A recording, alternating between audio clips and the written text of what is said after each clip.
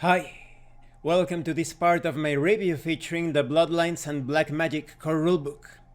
If you haven't seen the other parts of my review, featuring this Dungeons & Dragons 5th edition powered occult adventures role-playing game, please check out the playlist in the description below. This time we are going to talk about skills and feats. Just like many other D20 based systems, you have skills and feats here. But when it comes to Bloodlines and Black Magic, this is a game that focuses not so much on taking on different monsters. You can have battles, you can have epic combats, but there will be social situations, there will be a lot of investigation. You could run an entire session without a single combat, it is that common. So, when it comes to skills, they are pretty average to handle when it comes to the D&D 5e system.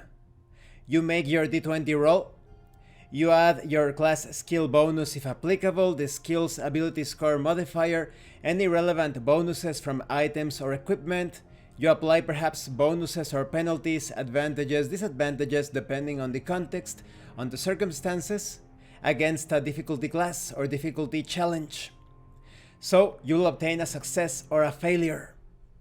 Depending on your failure, there could be some granularity to the results. You have a table to determine failure and setbacks. Perhaps you failed the roll by 3 or less, or 7 or more. In that case, you could suffer minor or major setbacks as determined by a table. When it comes to minor things, perhaps the character drops the item they were holding, or maybe the character is stunned until the beginning of their next turn. When it comes to major setbacks, maybe the character is stunned for 1d3 rounds. Or maybe the character is overwhelmed by nearby astral garbage, suffering 2d4 points of psychic damage. It all depends on the context of the situation, of course. And there are also passive ways to pass different checks.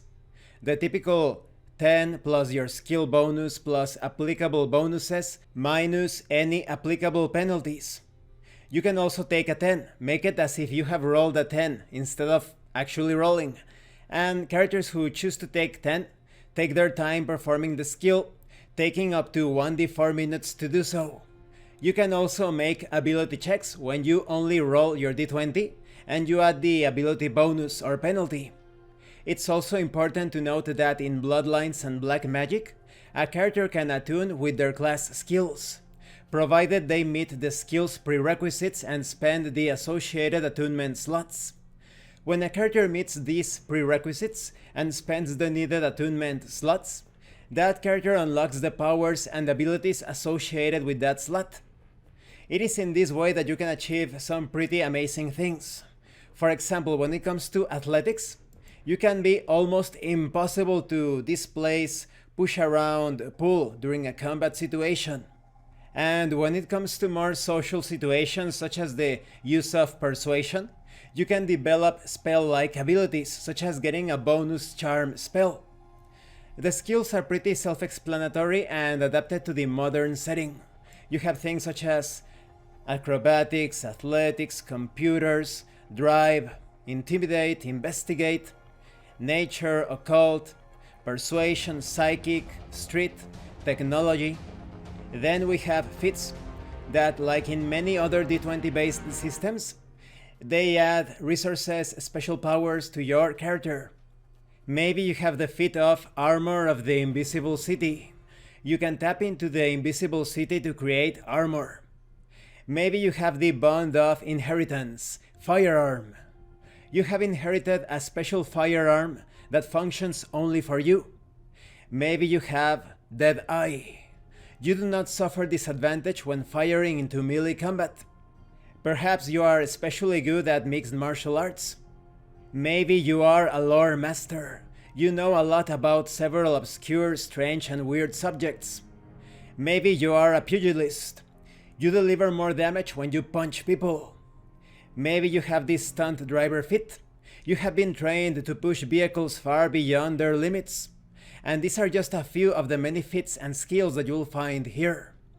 And this concludes this part of the review. In the next part we are going to talk about how to play Bloodlines and Black Magic.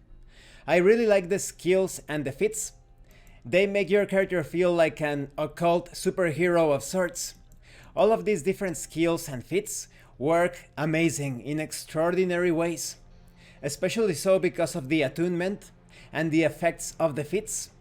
They are considerably more powerful when compared to other D20 based systems.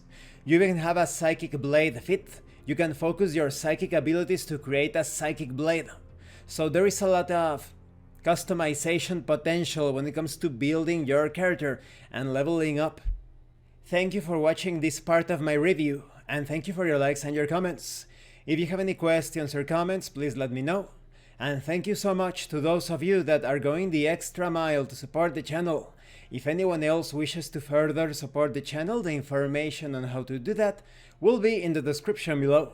And remember, it is better to roleplay and fail in character than not to roleplay and fail as a player. Once again, thank you, and see you later.